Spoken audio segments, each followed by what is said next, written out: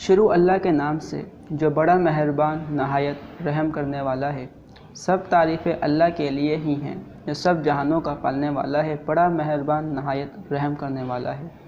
تمام سننے والوں کو السلام علیکم۔ آج یہ ہم اپنی اس ویڈیو میں 10 ایسے سائنسدانوں کی بات کرنے جا رہے ہیں کہ جب انہوں نے قرآن کا سائنسی بنیادوں پر مطالعہ کیا تو وہ یہ کہنے پر مجبور ہو گئے کہ کتاب یعنی کہ قرآن مجید خدا کی طرف سے ہی آئی ہے۔ تو اپنا وقت ضائع کیے بغیر ویڈیو کی طرف بڑھتے ہیں۔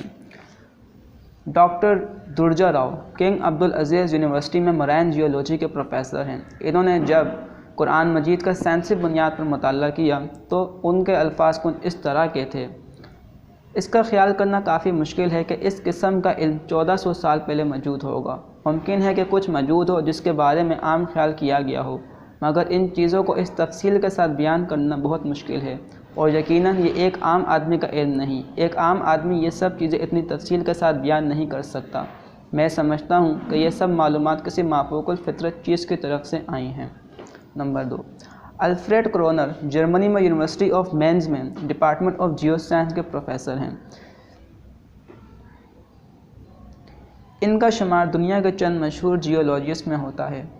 انہوں نے کہا، میں سوچ رہا تھا کہ محمد کہاں سے آئے۔ میں سمجھتا ہوں یہ تقریباً ناممکن ہے کہ وہ ان چیزوں کے بارے میں جانتے ہوں جیسے کائنات کی ابتداء، کیونکہ سائنسدانوں نے اس بارے میں چند سالوں پہلے ہی بڑی مشکل اور پیچیدہ اور جدید ٹیکنالوجی کی مدد سے دریافت کیا ہے۔ کوئی شخص جو جوہری طبیعت کے بارے میں 1400 سال پہلے کچھ نہیں جانتا تھا، میرا نہیں خیال کہ وہ خود سے اس بارے میں کچھ ڈھونڈنے کی حالت میں ہو۔ اگر ہم ان تمام بیانات کو جمع کریں اور ان کو بھی جو قرآن میں زمین اور اس کی بناوٹ سے متعلق کیے گئے ہیں، آپ بنیادی طور پر یہ کہہ سکتے ہیں کہ جو بیانات دیے گئے ہیں وہ کئی لحاظ سے درست ہیں۔ ان کو سائنسی طریقے ثابت کر رہے ہیں، اور اس طریقے سے آپ یہ کہہ سکتے ہیں کہ ایک عام آدمی کے لیے قرآن ایک سادہ سی سائنس کی کتاب ہے۔ بہت سے بیانات جو اس میں کیے گئے ہیں اس وقت ثابت نہیں ہو سکے، تاہم آج کی جدید سائنس اس حال میں ہے کہ ان کو ثابت کر سکے جو محمد صلی اللہ علیہ وآلہ وسلم نے 1400 سال پہلے کہے۔ پروفیسر سیاویڈا جاپان میں مرائن جیولوجی کے پروفیسر ہیں۔ انہوں نے کہا، میں سمجھتا ہوں یہ مجھے بہت پر اسرار لگتا ہے بلکہ ناقابل یقین لگتا ہے۔ میں سمجھتا ہوں جو تم نے کہا اگر وہ درست ہے تو یہ بڑی ہی شاندار کتاب یعنی قرآن ہے، اور میں اس سے بالکل اتفاق کرتا ہوں۔ ڈاکٹر یشودی کسان نیشنل ایسٹرونامیکل آبزرویٹری کا ڈائریکٹر رہے۔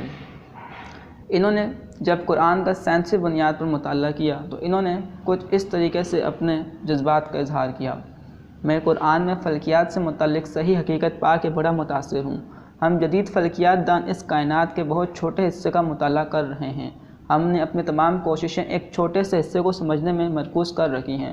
دوربینوں کے استعمال کی وجہ سے ہم پوری کائنات کا سوچے بغیر صرف آسمان کا کچھ حصہ ہی دیکھ سکتے ہیں، مگر قرآن پڑھنے سے اور سوالوں کے جوابات دینے سے میں سمجھتا ہوں کہ میں مستقبل میں کائنات کو سمجھنے کے لیے اپنا راستہ تلاش کر سکتا ہوں۔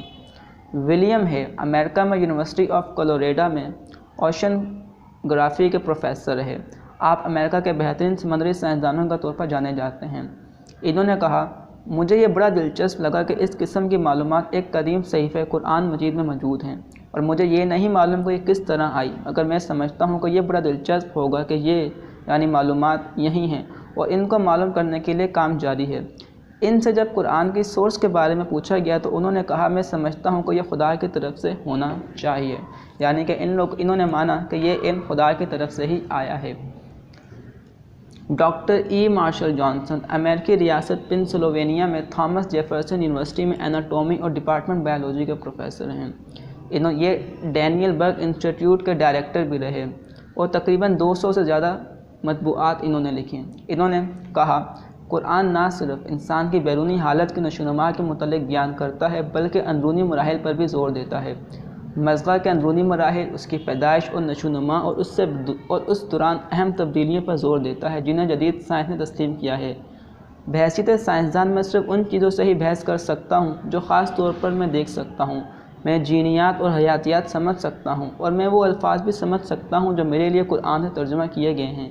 جیسے میں نے پہلے مثال دی کہ اگر میں اپنے آپ کو اس زمانے میں منتقل کر سکتا اور وہ جانتا جو میں آج جانتا ہوں اور ان کو بیان کرتا، میں ان چیزوں کو بیان نہیں کر پاتا جو بیان کی جا چکی ہیں۔ میں ایسی کوئی شہادت نہیں پاتا جس سے میں اس تصور کو مسترد کر سکوں کہ محمد نے یہ تمام معلومات کہیں سے حاصل کی تھیں۔ میں اس قیاس میں کوئی اختلاف نہیں پاتا کہ انہوں نے جو کچھ لکھا اس میں خدا کی مدد شامل تھی، یعنی کہ انہوں نے بھی اس بات کا تسلیم کیا کہ خدا کی طرف سے ہی یہ کتاب نازل کی گئی ہے۔ تجادت تجیسن تھائی لینڈ کا یونیورسٹی آف چنگ مائی میں ڈپارٹمنٹ آف اناٹومی کے چیئرمین رہے اور اسی یونیورسٹی میں فیکلٹی آف میڈیسن کے ڈین کی حیثیت سے بھی انہوں نے کام کیا۔ 8ویں سعودی میڈیکل کانفرنس میں انہوں نے کہا، پچھلے 3 سالوں کے دوران میری قرآن میں دلچسپی پیدا ہوئی۔ میری تعلیم اور جو میں نے اس کانفرنس میں سیکھا، میں یقین رکھتا ہوں کہ قرآن میں جو کچھ 1400 سال پہلے لکھا گیا سچا ہے۔ اسے سائنسی بنیادوں پر ثابت کیا جا سکتا ہے۔ پیغمبر محمد نہ تو لکھ سکتے تھے اور نہ ہی پڑھ سکتے تھے۔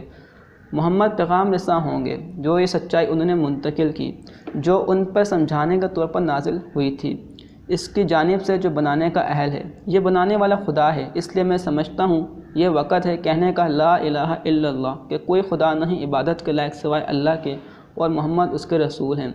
یعنی کہ انہوں نے بھی اس حقانیت کا اقرار کر لیا کہ اسلام سچا دین ہے اور قرآن مجید خدا کی طرف سے ہی نازل کی گئی کتاب ہے اور محمد اس کے رسول ہیں۔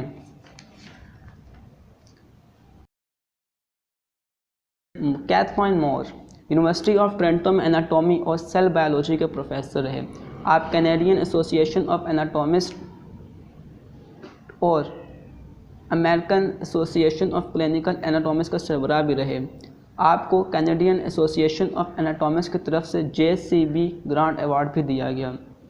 1981 میں دمام میں 7ویں طبی کانفرنس کے دوران انہوں نے کہا، میرے لیے کافی خوشی کا مقام ہے کہ میں نے قرآن کریم میں انسان کی نشو و نما سے متعلق پیش کردہ نکات کی وضاحت کرنے میں مدد کی۔ اب مجھ پر یہ واضح ہو چکا ہے کہ یہ ساری معلومات حضرت محمد تک خدا نے پہنچائی ہیں، کیونکہ کم و پیش یہ علم کئی صدیوں بعد ہی دریافت کیا گیا تھا۔ اس سے ثابت ہوتا ہے کہ حضرت محمد بلا شبہ خدا کے رسول تھے۔ یہ کہہ کر انہوں نے اسلام قبول کرنے کا اعلان کر لیا۔ Doctor TVN Prasad university of Manitoba میں اناٹومی اور چائلڈ ہیلتھ اور پیڈیاٹرکس کے پروفیسر تھے۔ آپ نے 20 سے زائد کتابیں لکھیں اور تقریباً 181 سے زائد سائنٹیفک پیپر کا اجرا کیا۔ 1991 میں آپ نے JCB گرانٹ ایوارڈ بھی حاصل کیا۔ آپ نے کہا، جو میں نے اب تک سمجھا وہ یہ کہ محمد ایک عام آدمی تھے، وہ پڑھ نہیں سکتے تھے، وہ نہیں جانتے تھے کہ کیسے لکھنا ہے، بلکہ وہ ان پڑھ تھے، اور ہم 1200 سال پہلے کی بات کر رہے ہیں۔ تم میں سے کوئی جو ان پڑھ ہو اور گہرے دعوے اور بیان دے اور حیران کن طور پر وہ سائنسی نوعیت کے لحاظ سے درست ہوں، اور میں ذاتی طور پر یہ نہیں سمجھتا کہ یہ محض اتفاق ہے، ان میں بہت زیادہ درستگی ہے، اور ڈاکٹر مور کی طرح مجھے اس بات کو لے کر کوئی الجھن نہیں کہ ان پر کوئی خدائی الہام ہوا ہو جس نے انہیں ان فرمودات تک لایا۔ یعنی کہ ڈاکٹر TVN پرساد بھی یہ کہنے پر مجبور ہو گئے کہ اسلام ایک سچا دین ہے اور قرآن میں جو کچھ لکھا گیا ہے وہ سب کچھ سچا ہے۔ ڈاکٹر جو لی سمپسن امریکہ کی ریاست ٹیکساس میں بیلر کالج آف میڈیسن میں ڈپارٹمنٹ آف آبسٹیٹرکس اور گائنوکولوجی کے چیئرمین اور پروفیسر رہے۔ انہوں نے امریکن فرٹیلٹی سوسائٹی کے میں صدر کی حیثیت سے بھی کام کیا۔ پروفیسر سمپسن اس وقت کافی حیران ہو جب انہیں معلوم چلا کہ وہ جس فیلڈ میں اسپیشلائزڈ ہیں اس کے متعلق قرآن اور حدیث میں آیتیں موجود ہیں۔ جب ان کی ملاقات شیخ عبدالمجید زندانی سے ہوئی تو انہوں نے ان کو اس بات پر قائل کیا کہ وہ انہیں سائنسی لحاظ سے جانچیں۔ پروفیسر سمپسن نے ان 2 حدیثوں کا مطالعہ کیا۔ صحیح مسلم کی حدیث نمبر 2645، جس میں حضور صلی اللہ علیہ وسلم نے کہا، جب نطفے پر 42 راتیں گزر جاتی ہیں اس کو اللہ تعالیٰ اس کے پاس ایک فرشتہ بھیجتا ہے، وہ اس کی صورت بناتا ہے، اس کی کان، آنکھیں، کھال، گوشت اور اس کی ہڈیاں بناتا ہے۔ جبکہ صحیح مسلم کی حدیث نمبر 2643 میں، جس میں حضور صلی اللہ علیہ وسلم نے فرمایا، تم میں سے ہر ایک شخص کا مادہ تخلیق 40 دن تک اس کی ماں کے پیٹ میں رکھا جاتا ہے۔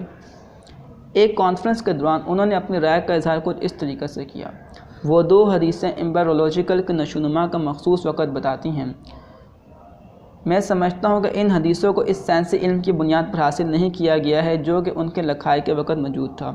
میں سمجھتا ہوں کہ جینیٹکس اور مذہب یعنی کہ اسلام میں کوئی اختلاف نہیں ہے، بلکہ در حقیقت مذہب یعنی اسلام سائنس کی رہنمائی کر سکتا ہے۔ اس کے الہاموں کو اگر سائنس کے روایتی نقطہ نظر میں شامل کر دیا جائے، قرآن کے بیانات صدیاں گزرنے کے بعد بھی درست ہیں، جو قرآن میں دیے گئے علم کو ثابت کرتے ہیں کہ یہ علم خدا کی طرف سے حاصل کیا گیا ہے۔ یہ تمام کے تمام سائنسدان اپنی فیلڈ کے اسپیشلائز تھے۔ ان کے بیانات سے معلوم چلتا ہے کہ سائنس اور قرآن میں کسی قسم کا کوئی بھی اختلاف موجود نہیں ہے، بلکہ سائنس جو آج ترقی کر رہی ہے وہ تمام چیزیں قرآن مجید میں 1400 سال پہلے ہی بتا دی گئی تھیں۔